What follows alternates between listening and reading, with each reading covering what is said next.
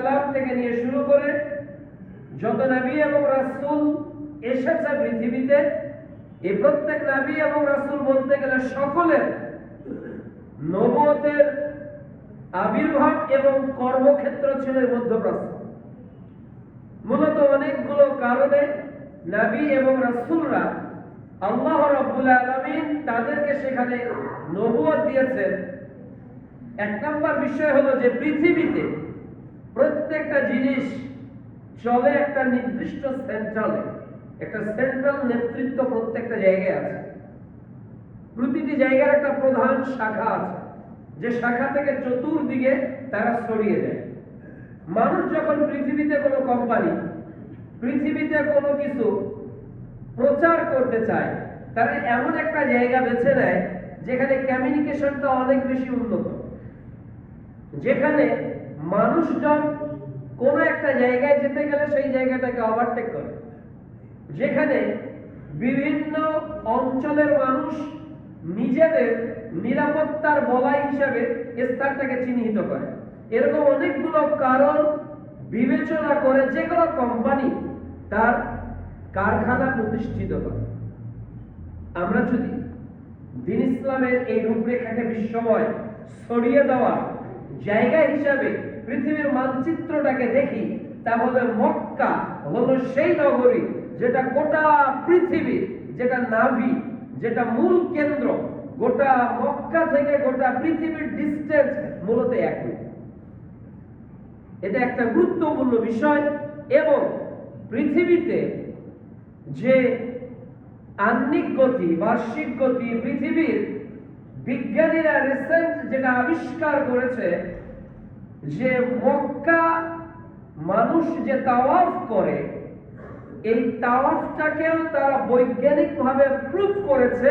এবং মক্কা এমন একটা নগরী বৈজ্ঞানিকভাবে যেটা পৃথিবীর অন্যান্য জায়গার থেকে বেশি স্বাস্থ্যসম্মত, বৈজ্ঞানিকভাবে স্বাস্থ্যসম্মত। কেননা প্রত্যেকটা জায়গার একটা টান, মহাকর্ষ শক্তির সাথে রয়েছে, এবং মক্কা হলো সেই জায়গায় যে জায়গায় এই টানটা নিউট্রাল, বেশিও না কমও না। আরেকটি বিষয়, যে মক্কায় মানুষ আসতো পৃথিবীতে এক জায়গা থেকে আরেক জায়গায় স্থানান্তর হওয়ার জন্য যে পথটা বেছে নিত, নিরাপত্তার জন্য মক্কা নগরী ছিল পৃথিবীতে সেই সময় সর্বশ্রেষ্ঠ একটি স্থান, যে সময় মানুষ তার চলাচলের নিরাপত্তার কেন্দ্র হিসেবে মক্কাকে মনে করত। এমনকি মক্কার এই কাফেরগণ, মক্কার এই মক্কার মুশরিকরা কিন্তু তারা নাস্তিক ছিল না, তারা কাফের ছিল, তারা মুশরিক ছিল, মুশরিকই বেশি ছিল। তারা আল্লাহকে অস্বীকার করত না, বরং মুশরিক করত, তার মানে আল্লাহর সঙ্গে কাউকে শরীক করত। মূলত আমরা যদি পুরো মক্কাকে দেখতে চাই, তাহলে দেখব যে পুরো মক্কা তিন দিক নদী বেষ্টিত, পুরো তিন দিক নদী বেষ্টিত। একদিকে কেবলমাত্র সিরিয়া এবং ইরাকের বিশাল ভূখণ্ড। মানুষ নৌপথ, মানুষ স্থলপথ ব্যবহারের জন্য গুরুত্বপূর্ণ একটা জায়গা এই মক্কা নগরী ছিল, নৌ যাতায়াত অথবা স্থলপথ। এজন্য আল্লাহ রাব্বুল আলামিন প্রিয় নবী মুহাম্মদ রাসূলুল্লাহ সাল্লাল্লাহু আলাইহি ওয়াসাল্লামকে মূলত কেন্দ্রে নাজিল করেছেন, যাতে গোটা পৃথিবীর মানুষ যোগাযোগের দিক থেকে, সেটা নৌপথ হোক অথবা স্থলপথ হোক, সেটা নিরাপত্তার ক্ষেত্রে হোক আর অন্য কোনো ক্ষেত্রে হোক, যাতে মানুষ এই মক্কা নগরীতে এলিহাবে সে বসবাস করে। পৃথিবীতে বাংলাদেশের মধ্যে সবচেয়ে ভালো যে কোম্পানিটা, এর প্রধান শাখা কিন্তু ঢাকায়। কেন? এই ঢাকা বাংলাদেশের রাজধানী। কেন? ঢাকা থেকে এদিকে কক্সবাজার ধরেন, আর এদিকে টেকনাফ, এদিকে আপনার দিনাজপুর, একেবারে পঞ্চগড়, তেতুলিয়া ধরেন, তো তেতুলিয়া থেকে ঢাকা, এদিকে একেবারে কক্সবাজার, সেন্ট মার্টিন থেকে ঢাকা, এই যে এদিকে সিলেট থেকে ঢাকা, এদিকে বরিশাল থেকে ঢাকা, সব জায়গা থেকে ঢাকা যাওয়াটা সহজ না কঠিন? সেটা বিমানে হোক, সেটা রেলপথে হোক, সেটা সড়ক পথে হোক। কাজেই যদি কোনো কোম্পানি তার প্রোডাক্টকে বেশি জেলাতে সেল দিতে চায়, তাকে এমন একটা জায়গা চুজ করতে হবে যেখান থেকে সব কমিউনিকেশনটা অন্যান্য জেলা বা বিভাগের চেয়ে সবচেয়ে বেশি পাবে। তাহলে ইসলাম হলো শ্রেষ্ঠ ধর্ম, মুহাম্মদ সাল্লাল্লাহু আলাইহি ওয়াসাল্লাম হলেন শ্রেষ্ঠ নবী। তিনি এমন এক জায়গায় আসবেন যেখানে মানুষ যাবে না, বা ওই জায়গার প্রচার গোটা পৃথিবীতে হবে না, এটা তো আল্লাহ তাআলা কখনো চাইবেন না। এজন্য আল্লাহ রাব্বুল আলামিন এমন একটা জায়গা মুহাম্মদ রাসূলুল্লাহ সাল্লাল্লাহু আলাইহি ওয়াসাল্লামের আগমনের জন্য সিলেক্ট করেছেন, যেটার মাধ্যমে গোটা পৃথিবীতে ইসলামের আলোটা ছড়িয়ে পড়তে পারে। সুবহানাল্লাহ। আরেকটি বিষয়, মুহাম্মদ রাসূলুল্লাহ সাল্লাল্লাহু আলাইহি ওয়াসাল্লাম বলেছেন, এমন একটা সময় আসবে, এমন একটা জামানা আসবে, যে সময় ইসলাম প্রতিটি ঘরে পৌঁছে যাবে, প্রতিটি বাড়িতে পৌঁছে যাবে। সম্মানিতরা সম্মানের সাথে এবং স্বৈরাচারীরা অপমানের সাথে ইসলামকে মেনে নিতে বাধ্য হবে। এই হাদিসও প্রমাণ করে যে ইসলামের আলোটা পৃথিবীতে ছড়িয়ে যাবে। আর এই ছড়িয়ে যাওয়ার অন্যতম বড় একটি মাধ্যম হলো ইসলাম। এজন্য আল্লাহ রাব্বুল আলামিন মক্কাকে পৃথিবীর কেন্দ্রভূমি বলেছেন এবং সেখানে মুহাম্মদ রাসূলুল্লাহ সাল্লাল্লাহু আলাইহি সাল্লামকে নবী হিসেবে অবতীর্ণ করেছেন।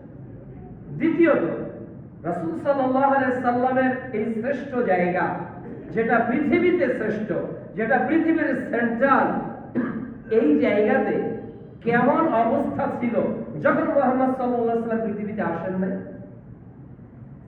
পৃথিবীতে অনেক উন্নত জায়গা, প্রিভিয়াস হিস্টোরি হলো যে সেখানে অন্ধকার ছিল, সেখানে অনেক কিছুই ছিল না, যার কারণে ডেভেলপের প্রয়োজন হয়েছে।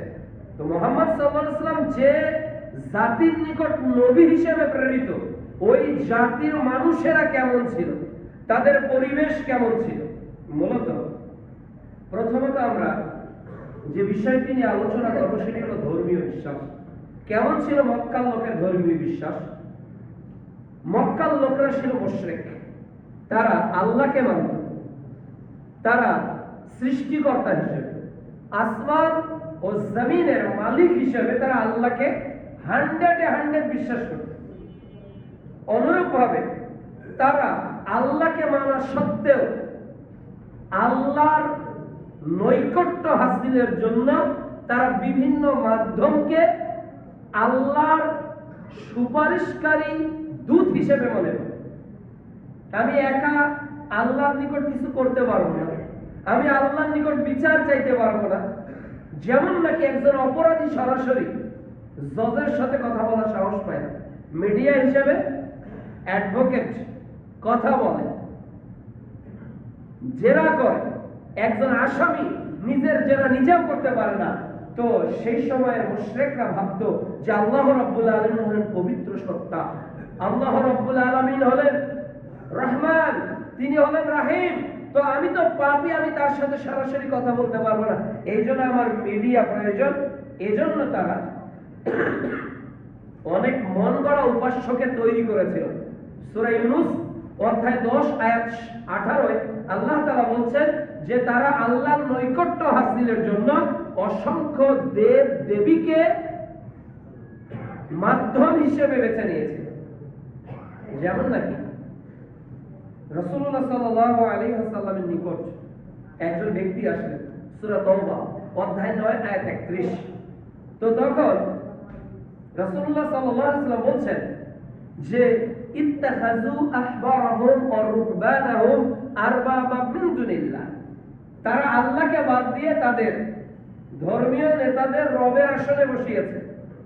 তখন আদি বিন হাতেম রাসূল সাল্লাল্লাহু আলাইহি সাল্লামের নিকট এসে বললেন এই আয়াত শুনে যে ইন্না লাসনা না'বুদুহুম, আল্লাহ রাসূল আমরা তাদেরকে তো রব মানি না, ইন্না লাসনা না'বুদুহুম আমরা তো তাদের ইবাদত করি না। রাসূলুল্লাহ সাল্লাল্লাহু আলাইহি সাল্লাম বলেন আলাইসা ইউহাল্লাল্লাহু মা হারামাল্লাহ ফাতুহিল্লুনা, আল্লাহ যা হারাম করেছেন তোমাদের নেতারা যদি তা হালাল করে তোমরা কি মেনে নাও না? অতঃপর আল্লাহ যা হালাল করেছেন তোমাদের ধর্মীয় নেতারা যদি তা হারাম করে তাহলে কি তোমরা মেনে নাও না? তখন ওই ব্যক্তি বলল, হ্যাঁ বালা, হ্যাঁ আমরা তা তো করি। রাসূলুল্লাহ সাল্লাল্লাহু আলাইহি ওয়াসাল্লাম বললেন, ফাতিলকা ইবাদাতুহুম, এটাই হলো ওদেরকে ইবাদত করা, এটাই হলো ওদেরকে রব মানা। তাহলে মক্কার মুশরিকরা আল্লাহ রাব্বুল আলামিনকে খালেক হিসেবে, রাজ্জাক হিসেবে বিশ্বাস করত, কিন্তু এই খালেকের ইবাদত করতে গিয়ে তারা মনে করত সরাসরি খালেককে ইবাদত না করে বরং কোন মাধ্যম তৈরি করে যদি ইবাদত করি তাহলে খালেক বেশি পছন্দ করবে। দুনিয়াতে ডাক্তারের সাথে সরাসরি যোগাযোগ করা যায় না, একজন কম্পাউন্ডারের মাধ্যমে যোগাযোগ করতে হয়। কোন ব্যক্তি কোন নেতার কাছে সরাসরি যাওয়া যায় না, মিডিয়া লাগে। তো তারা ভেবে নিয়েছে আল্লাহ তাআলা তো মহান, এই সৃষ্টিকর্তার রবকে আমি কিভাবে সরাসরি ডাকবো, তার কাছে কিভাবে সরাসরি মাপ চাইবো, এই জন্য আমি এমন কিছু মাধ্যমকে বেছে নেই যেটা আমাকে আমার রব পর্যন্ত নিয়ে যাবে। একই কথা আল্লাহ রাব্বুল আলামিন বলছেন সূরা আনাম অধ্যায় 6 আয়াত 19, তারা মনে করত এগুলো বিচারের মাঠে আমাদের জন্য সুপারিশ করবে। মক্কার সেই মুশরিকদের জাহিল বিশ্বাস। আর বর্তমান আমরা যদি মনে করি মুহাম্মদ সাল্লাল্লাহু আলাইহি সাল্লামের যে উম্মাহ, তাদের এই ক্ষেত্রে অনেকের বিশ্বাস কি এমন নয় যে আল্লাহ তাআলার নিকট কিয়ামতের মাঠে পাপীরা কিভাবে কথা বলবে, এই জন্য তো পীর ধরতে হবে। মিলে যাচ্ছে না মক্কার মুশরিকদের সঙ্গে আমাদের কিছু ব্যক্তিদের নীতি, যারা সরাসরি আল্লাহর নিকট মাপ চাইবে না, আল্লাহর নিকট কিছু চাইবে না, এটা তরিকা ধরতে হবে, মাঝখানে একটা মিডিয়া যেতে হবে, এই মিডিয়ার মাধ্যমে আল্লাহকে পাওয়া যাবে, এই মিডিয়ার মাধ্যমে রবের সান্নিধ্য পাওয়া যাবে। এই নীতিটা 1450 বছর আগে মুহাম্মদ সাল্লাল্লাহু আলাইহি সাল্লামের নবুয়ত কেন, তার জন্মের আগে মক্কার কাফের বা মুশরিকদের অবস্থাটা ছিল, যা বর্তমান মুসলমানদের অনেকের বিশ্বাসের মধ্যে এটা যুক্ত। দ্বিতীয়ত, মক্কার লোকদের ধর্মীয় আরেকটা নীতি ছিল, সেটা হলো তারা কেবলমাত্র ওসিলা পূজা করত না, বরং তারা মূর্তি পূজা করত। এবং বলতে গেলে তাদের আকীদা এবং সংস্কৃতিতে সবচেয়ে বেশি যে জিনিসটা প্রভাব বিস্তার করেছিল সেটা হলো মূর্তি। তারা মন চাইতো একটা মূর্তি তৈরি করে নিত। কাবা ঘরে একটা না, দুইটা না, তিনটা না, 360টা মূর্তি চতুর্দিকে কে তৈরি করেছিল? মক্কার মুশরিকরা তৈরি করেছিল। এই মূর্তি কেন তারা তৈরি করেছিল? তাদের উদ্দেশ্য ছিল মূর্তির মাধ্যমে আল্লাহর কাছে যদি যাই তাহলে আল্লাহ আমাদের কথা, আমাদের ডাক তাড়াতাড়ি শুনবে। নাউযু বিল্লাহ। আমরা কি মূর্তির কাছে যাচ্ছি না? আমরা কি কবরের কাছে যাচ্ছি না? আমরা কি খানকার কাছে যাচ্ছি না? আমরা কি দরবারের কাছে যাচ্ছি না?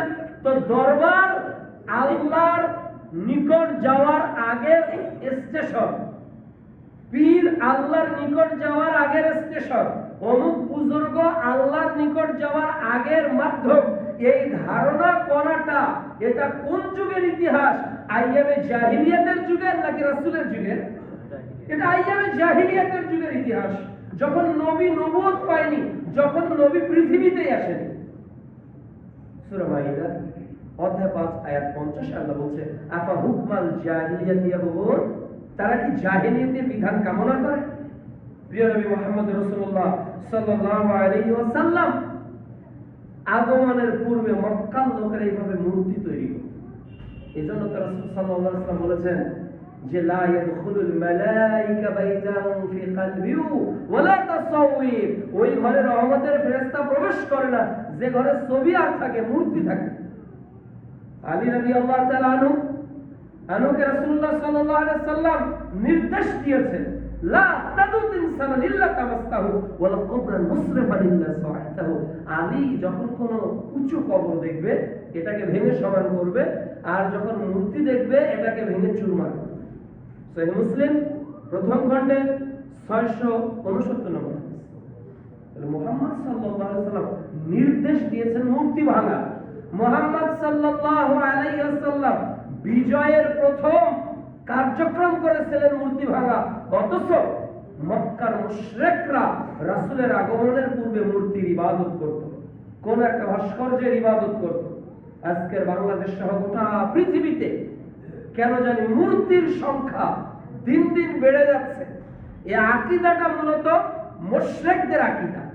এই সংস্কৃতিটাই মুশরিকদের সংস্কৃতি, যারা কোনো কিছু স্মৃতির সাথে মূর্তির সম্পর্ককে যুক্ত করতে চায়, যারা কোনো কিছু স্মৃতির সঙ্গে স্মৃতিসৌধকে যুক্ত করতে চায়, যারা কোনো কিছু স্মরণ করার জন্য কোনো একটা ফটক তৈরি করতে চায়, এর সঙ্গে ইসলামের ন্যূনতম কোনো সম্পর্ক নাই।